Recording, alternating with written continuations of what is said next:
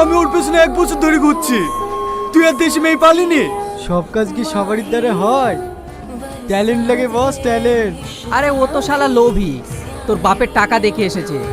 পারলে মাস্টারে মেয়েকে পটিয়ে দেখা। দিদিমণি, রকিদা ডাকছে। বলো। Hello, I like you. এই সংস্কারী মেয়ে আমার খুবই পছন্দ। আজকে বাবাকে বলে দেবো আমি তোমাকে বিয়ে করব। ছি, লম্পট কোথাকার, ভদ্রভাবে চলতে পারিস না। তোর এত দেমা, তোর এই দেমাক আমি একদিন ভাঙবো। কি রে মা, কাঁদছিস কেন? বাবা, ওই এমনি লম্পট ছেলেটা আমাকে রাস্তায় দাঁড় করে বেজ্জতি করেছে, তাই আমার গালে থাপ্পড় মেরেছি। তুই করেছিস কি?